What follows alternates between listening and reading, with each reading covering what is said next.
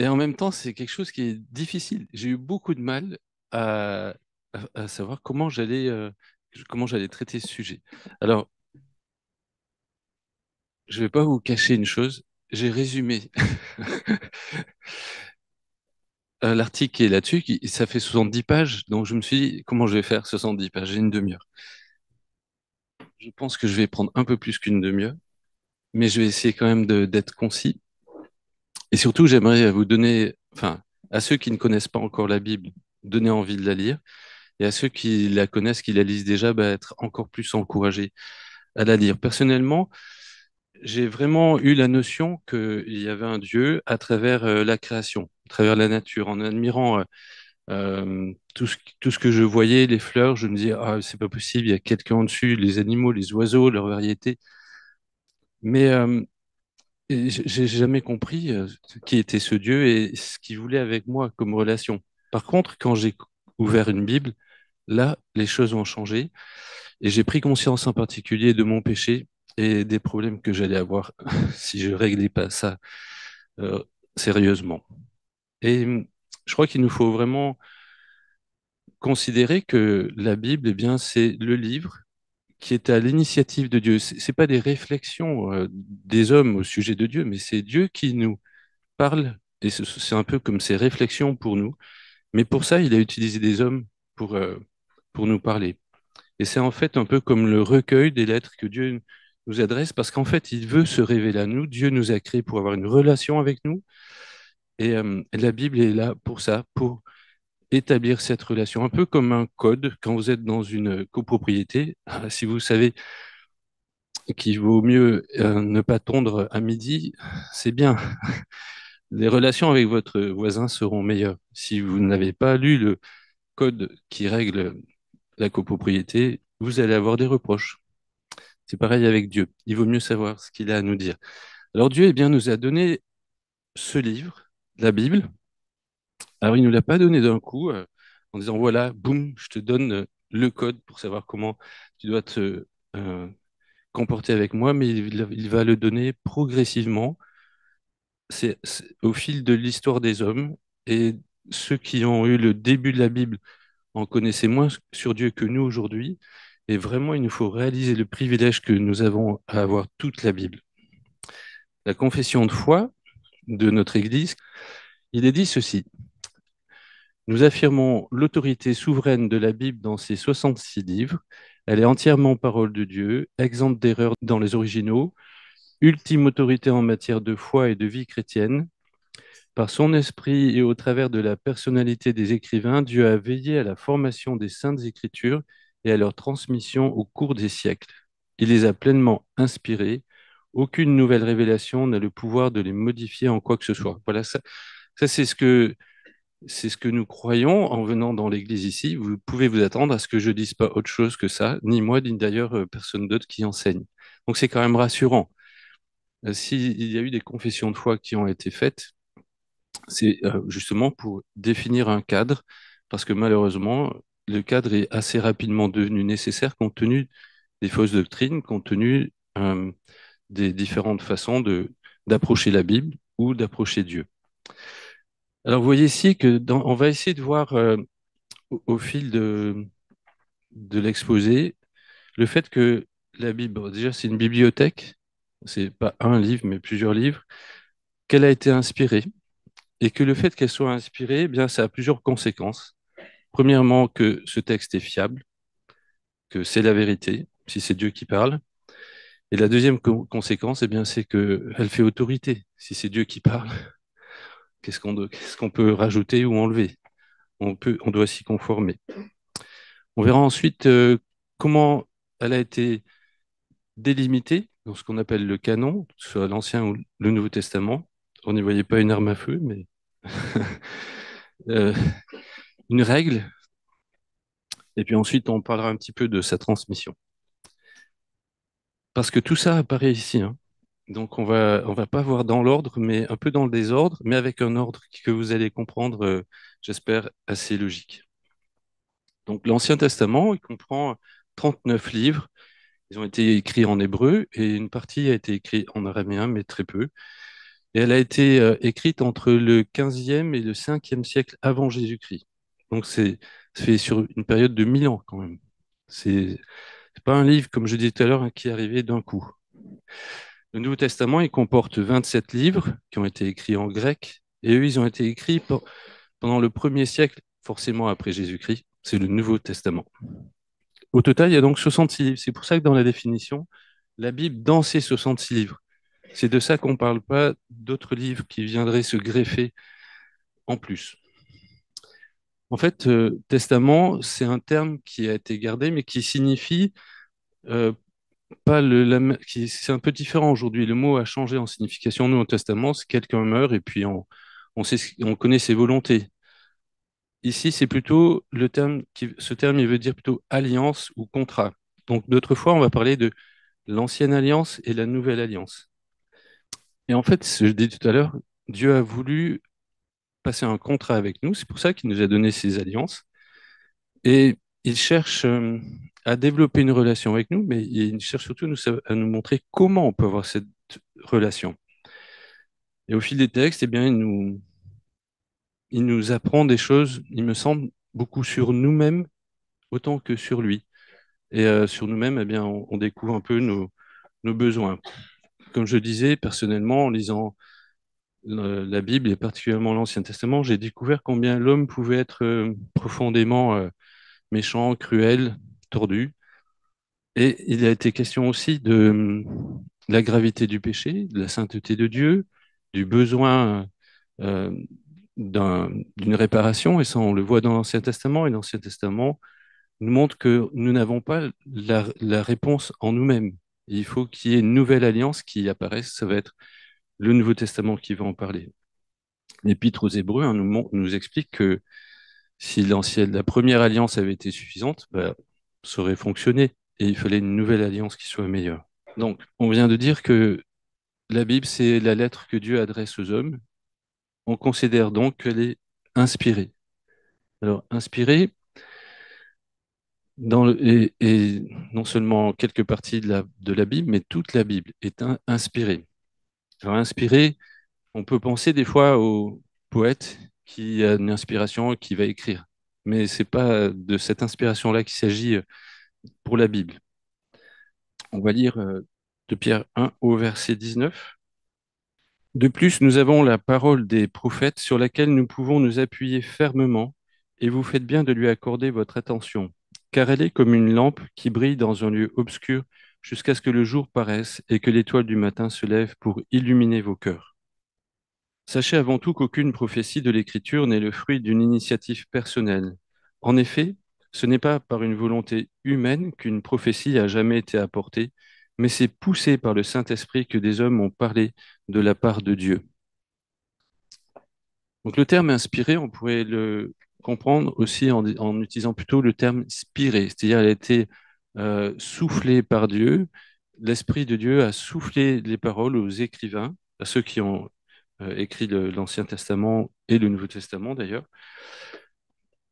tout comme le vent gonfle les voiles d'un bateau pour le faire avancer. Un voilier, il avance, s'il n'y a pas de vent, il n'avance pas, mais c'est le vent qui va le pousser et le faire avancer. Eh bien, les auteurs de la Bible ont été inspirés de cette manière-là. On ne peut pas dire qu'ils sont à chaque fois qu'ils reçoivent une parole précise. Voilà, c'est la parole de Dieu. Certains vont écrire un poème, par exemple, David va écrire un poème, mais il est quand même inspiré et donc poussé par Dieu à écrire ce poème. D'autres fois, les prophètes vont dire, ceci est la parole de Dieu, et ils vont faire une déclaration très claire. C'est la parole de Dieu. Moïse reçoit les commandements de l'Éternel en disant, voici les commandements de l'Éternel. D'ailleurs, Moïse a reçu une parole directe, écrite, gravée sur les tables de la loi, donc il nous dit directement de la main de Dieu. Euh, et là, il avait la parole en main directement. Mais quoi qu'il arrive, quelle que soit la manière dont les écrivains, les auteurs, on les appelle les auteurs sacrés, ceux qui ont écrit la Bible, quelle que soit la manière dont ça s'est passé, eh bien, ils ont été poussés par Dieu à écrire ce qu'ils ont écrit. À propos des 10 commandements donnés à Moïse, il nous est dit, par exemple, Dieu prononça toutes ces paroles. Ou l'Éternel dit à Moïse, voici ce que dit l'Éternel. Dans Acte 16, pardon, excusez-moi. C'est intéressant de voir comment Pierre considère les choses en ce qui concerne l'Ancien Testament. Donc Pierre, sa référence, c'était l'Ancien Testament. Euh, Ils se sont retrouvés plus qu'à 11. Et ils étaient 12 disciples au départ. Et voilà ce qu'il va dire au sujet de Judas. Mes frères, dit-il, il fallait que les prophéties de l'Écriture s'accomplissent, car le Saint-Esprit, par l'intermédiaire de David, a parlé à l'avance de Judas, qui a servi de guide à ceux qui ont arrêté Jésus. Donc Pierre est en train de dire, ben voilà, c'était annoncé, et quand il dit c'était annoncé, il dit, il fallait que les prophéties de l'Écriture s'accomplissent, car le Saint-Esprit, par l'intermédiaire de David, a parlé. Autrement dit, pour Pierre, c'était clair que quand David écrivait des psaumes eh bien, c'était le Saint-Esprit qui s'exprimait à travers lui. Hein. Donc ça vient renforcer ce que je vous disais tout à l'heure, enfin l'expliquer. Jésus, quand il cite l'Ancien Testament, par exemple, va parler de la parole de Dieu. Le terme les Écritures, souvent définissent, enfin, euh, sont synonymes de la parole de Dieu. Et il ne s'agit pas de quelques passages seulement, mais réellement de toute l'Écriture, toute la parole. C'est dans 2 Timothée 3,16, il nous est dit, toute l'Écriture est inspirée de Dieu et utile pour enseigner, pour convaincre, pour corriger, pour instruire dans la justice. Donc, c'est vraiment important qu'on considère que c'est pas quelques passages comme les 10 commandements, là c'est sûr que c'est inspiré, mais après on ne sait pas trop si c'est inspiré. Non, tout est inspiré, chaque mot. Et le but, euh, si Dieu a inspiré ces textes-là, c'est pour nous convaincre, nous enseigner, nous corriger, nous instruire dans la justice, c'est-à-dire pour qu'on sache comment on doit vivre avec Dieu. Bon, il y a d'autres passages où l'insistance est faite sur le tout. Et par exemple, Jésus, quand il va euh, rencontrer les disciples qui vont à Emmaüs, vous vous souvenez, ces deux disciples après la mort après la mort de Jésus, qui ne croient pas encore, ne savent pas encore qu'il est ressuscité, Jésus va marcher avec eux et il va leur faire le reproche combien vous avez du mal à croire tout ce que les prophètes ont écrit. Il ne dit pas quand même, vous aurez dû voir que là, il est écrit ceci ou cela, mais tout. Et après, il va leur expliquer en repassant tout ce que les prophètes ont écrit, il va leur expliquer qu'il fallait que le Messie souffre avant d'être glorifié. Donc chaque mot, chaque phrase est inspirée et il nous faut faire attention parce que parfois on pourrait dire, ah oui, mais c'est compliqué parce que Moïse a écrit les 5 premiers livres de Pentateuque, les 5 premiers livres de l'Ancien Testament, et à la fin, il nous raconte sa propre mort. C'est compliqué. Donc ça veut bien, on en déduit que quelqu'un a rajouté à la fin du dernier livre du Pentateuque que Moïse est mort et qu'il a été enterré par Dieu lui-même. Donc on pourrait à ce moment-là dire oui, ben ça ne doit pas être inspiré puisque c'est pas Moïse qui l'a écrit. En réalité, ce serait une erreur parce qu'il nous faut comprendre que Dieu a inspiré tous ceux qui sont intervenus pour écrire, y compris pour mettre un commentaire après l'écrit principal.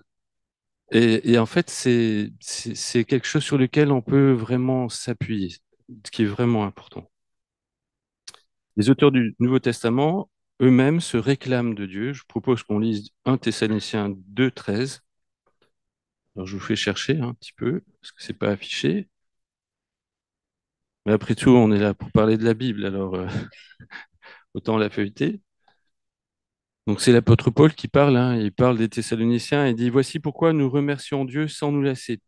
En recevant la parole que nous vous avons annoncée, vous ne l'avez pas accueillie comme une parole purement humaine, mais comme ce qu'elle est réellement, c'est-à-dire la parole de Dieu qui agit avec efficacité en vous qui croyez. C'est-à-dire que l'apôtre Paul dit de ses propres paroles que ce ne sont pas des paroles humaines, mais que c'est la parole de Dieu.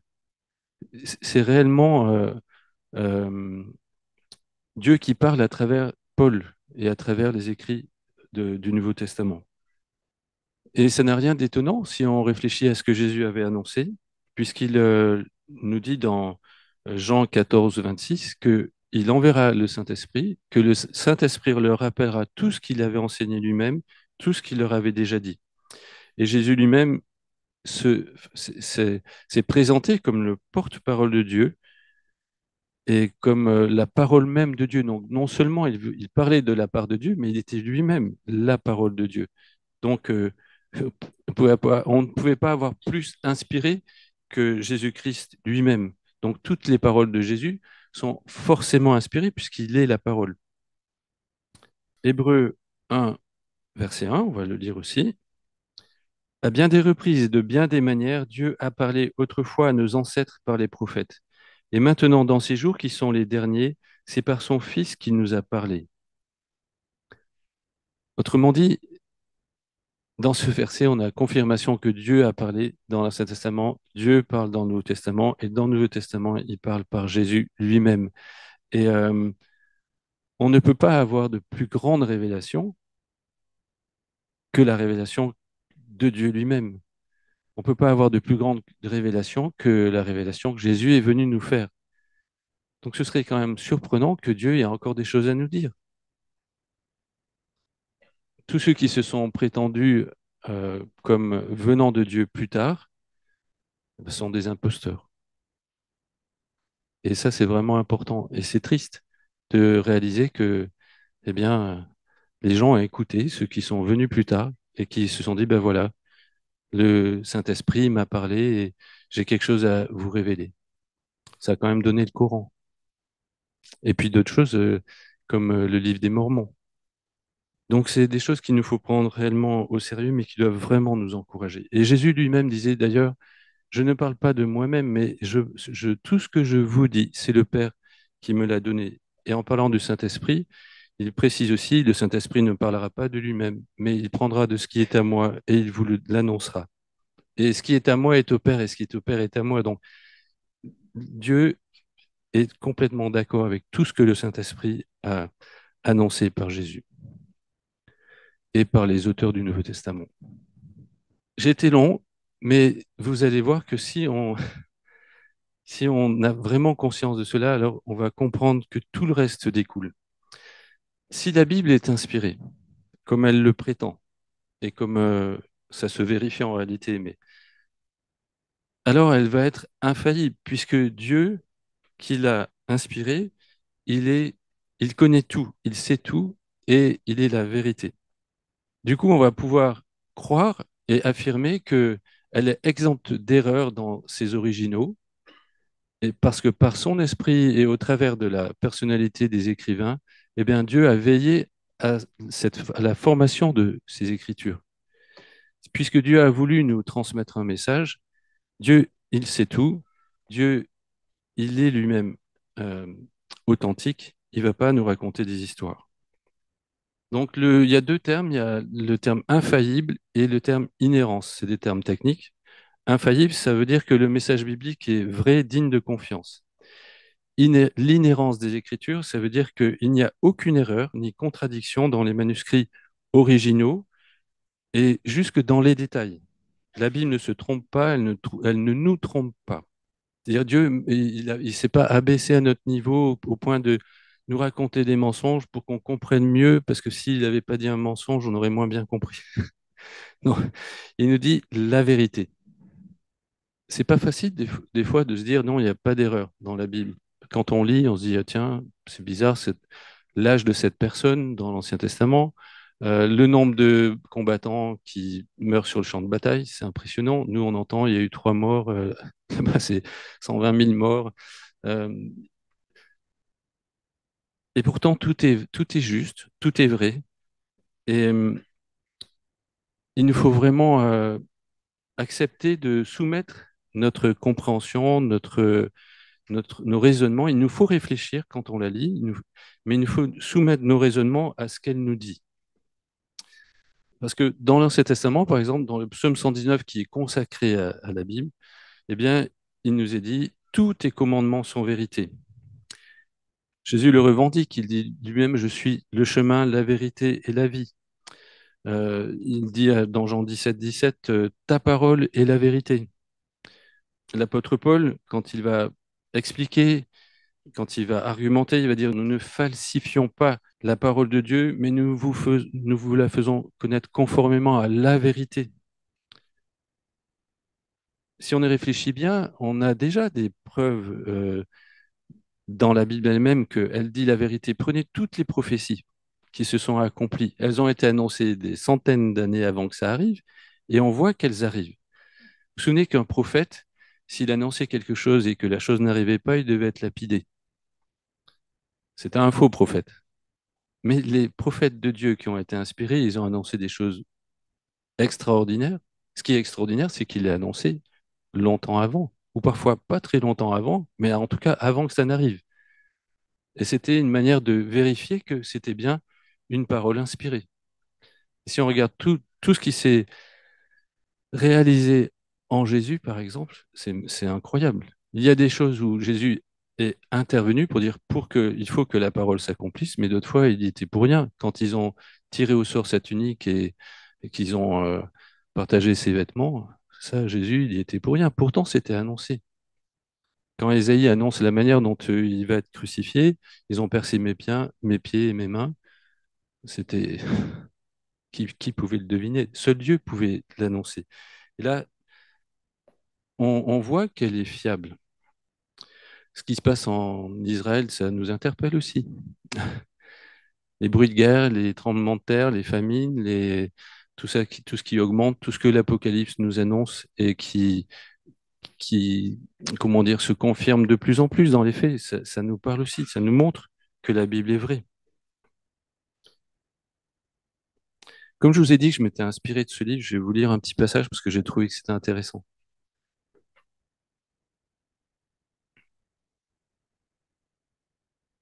Alors, je vous le recommande d'ailleurs, hein.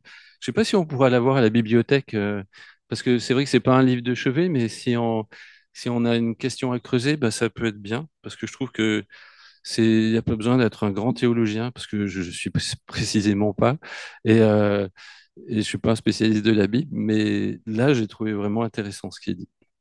Alors, pourquoi est-ce que ce sont... C'est ce qu'ils appellent la foire aux questions, et il y a une question qui est posée. Pourquoi est-ce que ce sont de simples hommes pécheurs qui ont écrit la Bible et pourquoi leur faire confiance? La Bible est-elle entièrement vraie?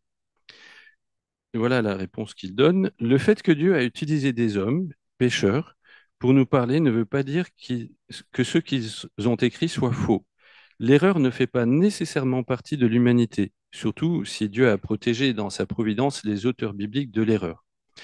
Tout comme Jésus était pleinement humain mais sans péché, eh bien la Bible est pleinement humaine mais sans erreur. Et j'ai trouvé intéressant cette image-là.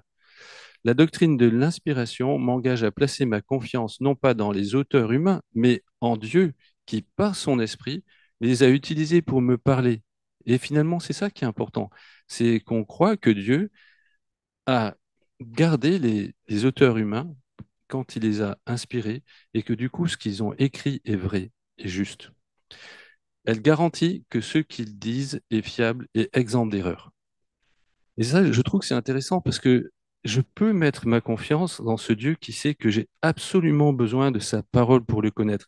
C'est-à-dire que comme Dieu savait qu'on avait besoin de sa parole, il aura vraiment veillé à ce qu'elle soit juste et vraie. Par exemple, il ne faut pas aller chercher dans la Bible un guide d'astronomie parce que quand le psalmiste écrit le soleil se lève, il part, il s'élance comme un héros, il fait sa course. On va nous dire, ah non, mais attendez, c'est pas le soleil qui tourne autour de la Terre, c'est la Terre qui. Mais ça, c'est pas le problème. Depuis l'observateur, c'est vrai, le soleil, il se lève, vous êtes d'accord? Tous les matins, il se lève et il se couche le soir. Parce que c'est vrai de votre point de vue. De la même manière, la Bible utilise des figures de style ou des exagérations, ça fait partie du langage courant. C'est vrai, on a le droit de le faire. Si Dieu a arrondi certains chiffres, c'est pas grave, c'est tout aussi vrai. Si vous dites, à quelle heure vous êtes levé ce matin? À 7h moins 10, 7h moins 5, 7h moins, ou autour de 7h, 7h03. Si on vous le demande, à 7h. Pourtant, c'est pas tout à fait vrai. Mais c'est quand même vrai. Dans le langage, on parle comme ça. Donc la Bible peut avoir des simplifications schématiques, elle peut aussi regrouper, faire des regroupements thématiques et pas chronologiques, comme dans les évangiles, par exemple. Selon l'évangile que vous lisez, c'est pas dans le même ordre, la vie de Jésus. Tiens, il est allé là, ou il est allé de où, à quel moment. C'est pas grave, ça n'empêche pas que ce soit vrai. Et il peut y avoir des télescopages des récits. Quand vous lisez la résurrection, les récits sur la résurrection de Jésus, ça a commencé par qui est allé en premier, qui l'a vu en premier, à qui a-t-il parlé? On s'y perd un peu, mais c'est pas grave, ça ne veut pas dire que c'est faux. Pourquoi je dis ça? Parce qu'il y a plein de gens qui cherchent des poux à Dieu. Il y a plein de gens qui veulent nous faire croire qu'on se trompe, qu'on est complètement décalé en voulant s'appuyer sur un bouquin. Mais ils n'ont pas compris. Alors on va voir pourquoi après ils n'ont pas compris. Mais par exemple, les deux brigands. J'ai dit que les deux brigands, ils insultaient Jésus. Puis après, on nous dit, mais il y en a un qui s'est repenti et il va aller au ciel. Là, c'est simplement que peut-être bien qu'il y a eu une évolution. Et au début, ils se moquaient tous les deux, puis à un moment donné, il y en a un qui s'est ressaisi. Judas, il s'est pendu ou il est mort éventré? Pareil. Il a probablement dû aller se pendre, la branche a cassé et il s'est éventré. Enfin, vous comprenez? Donc, c'est important de... Parfois, on ne va pas avoir d'explication. Mais si on n'a pas d'explication sur ce qui nous semble être une contradiction, alors on dit Seigneur, je ne comprends pas, mais toi tu sais, et je crois que c'est vrai. Même si nos scientifiques aujourd'hui n'ont pas une vision conforme à ce que toi tu as écrit, je crois que ta parole est sans erreur. Par exemple, c'est surprenant. Jésus, il n'hésite pas à citer Jonas, hein. Vous voulez un signe? Bah oui, ce sera celui de Jonas. Jonas, qu'est-ce qui s'est passé? Il a été avalé par un poisson et il est resté 3 jours, 3 nuits dans le poisson. Les gens nous disent, mais ça, c'est des histoires. Enfin, c'est des fables. Jésus dit, non, non, c'est pas une fable. Vous voulez savoir quel signe vous allez avoir? C'est celui de Jonas. Il va leur dire aussi, bah, c'est bizarre, il y avait beaucoup de lépreux en Israël, mais il n'y en a qu'un qui a été guéri, Naaman. Il a pris au sérieux l'histoire, Jésus, et la guérison aussi. Ou bien, vous savez, cette fable de Sodome et Gomorrhe où la femme de Lot est transformée en statue de sel. Eh ben, Jésus, il n'a pas du tout pris ça pour une fable. Il a pris au pied de la lettre. C'est un fait historique. Et le plus fort, c'est quand Pierre, il va dire, bah quand même, faites pas comme Balaam. Il a fallu que son âne lui parle. Donc ça veut dire que pour Pierre, l'âne a vraiment parlé. C'est ainsi qu'il nous faut prendre la Bible. Elle est inspirée, elle est vraie, il n'y a aucun mensonge, tout est juste. Du coup, si elle est inspirée, si tout ce qui est dit est vrai, eh bien, elle fait autorité. Nous affirmons l'autorité souveraine de la Bible, et c'est l'ultime autorité en matière de foi et de vie chrétienne. Puisque Dieu est le créateur, que c'est lui qui a inspiré la Bible, qui a voulu qu'on l'obtienne. Puisque tout est juste, puisque tout est vrai, eh bien, on n'a plus de choix, on ne peut que lui obéir. C'est la Bible qui doit déterminer notre conduite. C'est la Bible qui doit nous pousser à obéir à ce qu'il attend de nous. Dans le psaume 119, il nous est dit, heureux celui qui se conforme à la parole. C'est répété hein, plusieurs fois. Dans 1 Thessaloniciens 4, 8, il nous dit que celui qui rejette l'enseignement que Paul donne, eh bien en fait, il rejette Dieu. Quand Jésus parlait, on l'appelait Seigneur. Ce n'était pas simplement maître, mais Seigneur. Si on dit à quelqu'un Seigneur, ça implique l'obéissance. Et Jésus l'a rappelé d'ailleurs. Il leur a dit, ah, vous m'appelez Seigneur, Seigneur. Mais faites attention, hein, parce que si vous ne mettez pas en pratique ce que je vous dis, vous êtes semblable à un homme insensé qui a construit sa maison sur le sable. Par contre, si vous dites Seigneur, Seigneur, et que vous faites ce que je vous dis, là, vous êtes un homme sage qui a bâti sa maison sur le roc. Il ne suffit pas de me dire Seigneur, il faut aussi accomplir la volonté de mon Père céleste pour entrer dans le royaume des cieux, c'est-à-dire pour vivre avec Dieu.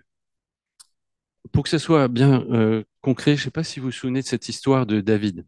David était un homme qui voulait glorifier Dieu et il a eu à cœur de ramener l'arche de l'Alliance.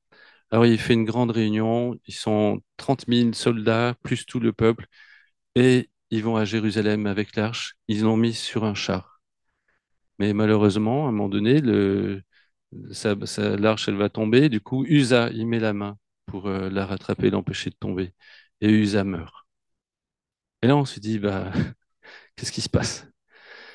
Et d'ailleurs, David, en voyant ça, est irrité, il nous est dit. Il est un peu en colère et il a peur. Il a peur de Dieu et il est en colère. En colère contre qui? Contre Dieu, parce qu'il comprend pas pourquoi Dieu a fait ça. Contre lui-même, en disant, oh là là, j'ai fait une gaffe et un homme est mort à cause de moi. J'ai été négligent. 3 mois passent. Du coup, il dit, oh là là, l'arche, on la laisse ici, hein. Première maison qu'il trouve au carrefour, hop, il pose l'arche. Et puis après, il va réfléchir. Et 3 mois plus tard, il va dire, on va ramener l'arche. Mais cette fois, on va faire comme Dieu le demande. Et comment il a su comment Dieu voulait qu'on transporte l'arche? Il a simplement lu ce que disait la Bible qui était dans l'arche, enfin, pardon, qui était l'Ancien Testament donc.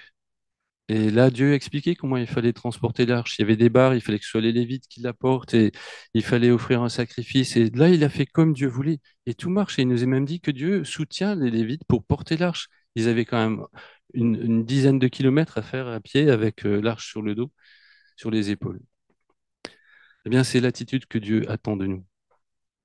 Comment? On peut avoir envie de plaire à Dieu, on peut avoir envie de le servir, mais il nous faut chercher à savoir comment il veut qu'on le serve. Pourquoi 66 livres? Nous affirmons l'autorité souveraine de la Bible dans ces 66 livres. Aucune nouvelle révélation n'a le pouvoir de les modifier en quoi que ce soit. Bon, j'ai déjà un peu répondu.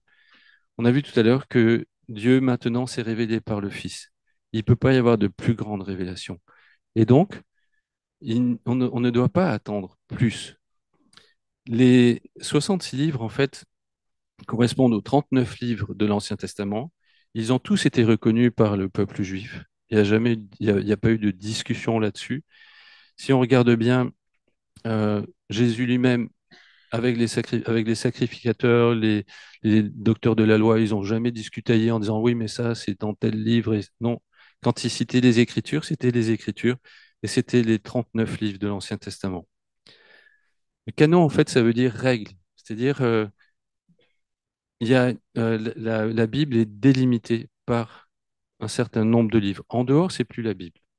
C'est plus la Bible dont on vient de parler, inspirée, qui fait autorité à laquelle on doit obéir, sans erreur. Ce qui s'est passé, c'est qu'au moment où il y a eu lors de traduction, quand il y a eu la traduction de l'hébreu au grec, celui qui avait commandé cette traduction, il a aussi voulu qu'il y ait d'autres bouquins avec. Mais d'emblée, ils ont été rajoutés aux 39 livres et ça a donné donc la 70. Et puis après, il y a eu encore des traductions en latin. Et là, quand ils ont fait la traduction en latin, ils ont précisé qu'il y avait des livres qui n'étaient pas inspirés, qu'il fallait les prendre avec précaution. Mais à ce moment-là, l'Église catholique a considéré qu'ils faisaient quand même partie du canon. Enfin, un peu plus tard. Je vais passer sur les détails. Du coup, il y a eu des livres qui ont été appelés deutérocanoniques, alors que les premiers étaient appelés apocryphes. Et les gens, je me souviens avoir une discussion avec des gens qui m'ont dit, ah, mais tu sais, on nous a caché des textes. L'évangile de Thomas, tu connais? Mais en fait, c'est triste parce que des gens ont pensé qu'on avait caché des livres, on les avait mis de côté parce qu'ils avaient des secrets à nous révéler. Mais le plus grand secret qui nous a été révélé, c'est Jésus qui nous l'a révélé. Il y a rien d'autre de plus secret. Il nous a révélé le plan de Dieu qui voulait nous sauver par grâce en envoyant son propre Fils. Donc voilà d'où viennent ces livres qui sont en plus de la Bible, mais on considère ils ne sont pas inspirés, donc ils sont pas entièrement vrais et ils ne font pas autorité. Alors certains sont quand même historiques, donc ils peuvent être intéressants, mais d'autres sont complètement inventés. Ils appellent ça les pseudépigraphes, c'est-à-dire des gens qui ont écrit en disant ben, je m'appelle Thomas, donc en faisant croire qu'il était un des disciples et non. C'était pas vrai. Donc, quand dans le Nouveau Testament, on fait référence à l'Ancien Testament, c'est souvent les écrits de la loi, des prophètes, des psaumes. Donc, ça regroupe justement ces 39 livres. Et donc, leur rédaction a été terminée en 435 avec le livre de Malachie. Concernant le Nouveau Testament, eh bien, déjà, si on regarde bien, des auteurs du Nouveau Testament citent d'autres auteurs du Nouveau Testament. Par exemple, Paul, dans 1 Timothée 5,18, Paul écrit, l'Écriture déclare, tu ne mettras pas de muselière au bœuf qui foule le grain. Et encore, l'ouvrier mérite son salaire. Alors c'est intéressant parce que Paul dit, l'Écriture déclare. Or, l'Écriture déclare dans l'Ancien Testament, tu ne mettras pas de muselière au bœuf qui foule le grain, mais on ne trouve pas dans l'Ancien Testament, l'ouvrier mérite son salaire. On ne trouve pas. Par contre, on le trouve dans Luc, au chapitre 10, au verset 7. Ce qui veut dire que Paul, en écrivant à Timothée, considère déjà que ce que Luc a écrit, c'est l'écriture. Vous vous souvenez quand Pierre parle des écrits de Paul, il dit que il a écrit des choses qui sont difficiles à comprendre et il cite Paul comme faisant partie des Écritures. C'est le même terme.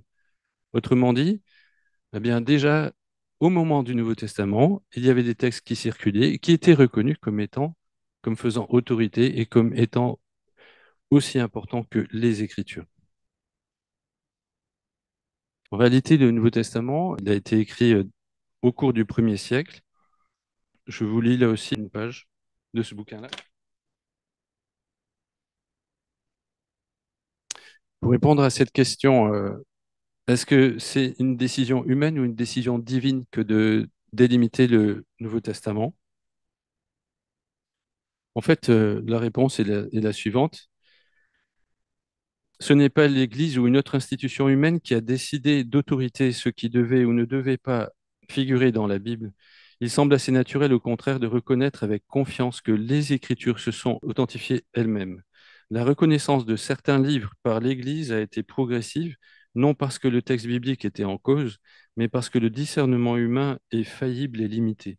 Il est remarquable de constater que, sans que jamais l'Église ait pris de décision officielle en concile œcuménique au cours de l'histoire, toutes les églises chrétiennes du monde ont à peu près la même Bible. Comment ne pas y voir l'intervention de Dieu? Le dernier point, eh bien, c'est le fait que la Bible est exemple d'erreur dans les originaux, on vient de le lire, mais surtout que Dieu a veillé à leur transmission au cours des siècles. Et là, je vais pas exagérer, mais vraiment, je vous invite à lire ce petit livre, enfin, ou d'autres livres hein, là-dessus, mais sur le fait que Dieu a vraiment veillé de façon miraculeuse sur la transmission de sa parole. Ça, ça coûte pas cher, hein, mais c'est vraiment bien. Parce qu'en fait, on a vraiment de quoi s'émerveiller. En fait, Dieu a fait en sorte que tout le temps sa parole soit écrite. Enfin, toute la période avant le déluge, il y avait une transmission orale, mais les gens vivaient vieux. Donc, si vous faites le calcul, ils pouvaient transmettre des choses sans que ce soit trop déformé. Après le déluge, bah, c'est Moïse qui va écrire. Et déjà à l'époque de Moïse, Dieu lui a demandé d'inscrire la loi. Il y avait un livre où tout était inscrit, toute la loi était inscrite, et il était demandé que, dans Deutéronome 6, par exemple, que ces commandements restent gravés dans ton cœur. Tu les inculqueras à tes enfants, tu en parleras chez toi, dans ta maison, quand tu marcheras sur la route, quand tu te coucheras, quand tu te lèveras, tout le temps, en fait. Et concernant le Nouveau Testament, eh bien, on voit Pierre qui a le souci avant sa mort de transmettre. Hein, il dit, je prendrai grand soin que même après mon départ, vous vous rappeliez toujours de ces choses. En fait, on a très tôt dans l'histoire chrétienne des témoignages des pères de l'Église qui confirment que déjà au 1er siècle, il y avait un ensemble de textes qui étaient circonscrits. En particulier, bah, Clément, qui a vécu dans les années 100 après Jésus-Christ, Ignace, les années 120, Papias, 100 à 150 après Jésus-Christ. Et les recherches qui ont été faites, en particulier à partir des manuscrits de la Mer Morte, qui ont été découvert miraculeusement quand même en 1947, eh bien, on peut constater que les copies qui ont été transmises jusqu'à nous sont vraiment très, très fiables, au point qu'on considère que 99% de notre Bible aujourd'hui correspond très probablement aux manuscrits qu'on n'a pas, hein, aux originaux. Mais c'est quand même merveilleux de considérer qu'on est à ce point-là proche des originaux. On peut donc dire que nous avons en main la parole de Dieu. Et s'il y a des erreurs de copistes, elles sont identifiées. Dans la marge, on vous dit, là, c'est pas dans tous les manuscrits, là, ceci, cela. Donc, c'est pas grave s'il y a eu quelques erreurs, 1%, et ça touche jamais, ça vient jamais changer fondamentalement le fond du message biblique. J'espère vous avoir donné envie, comment dire, d'approfondir la Bible, de la lire et la relire. En tout cas, c'est rassurant d'avoir une confession de foi, parce que comme ça, on peut dire, bon, où est-ce que je vais, dans quelle église je mets les pieds, qu'est-ce qu'ils croient. Et je trouve merveilleux surtout de se dire, finalement, vu ce qu'on vient de voir, puisque Dieu veut nous parler, j'ai pas besoin non plus d'être un grand théologien. Je peux lire la Bible et elle va m'éclairer. Si Dieu a pris soin de, de veiller sur sa parole à ce point-là, c'est qu'il veut se faire connaître. Du coup, on n'est pas dépendant des enseignants, mais on a aussi la responsabilité de lire nous-mêmes la Bible et on peut le faire avec confiance. Il suffit de penser à ceux qui sont prêts à mourir pour avoir une Bible, pour réaliser que certainement elle est précieuse. Et il suffit de penser à ceux qui empêchent de lire la Bible pour réaliser que ça doit être important si le diable veut vraiment nous en priver.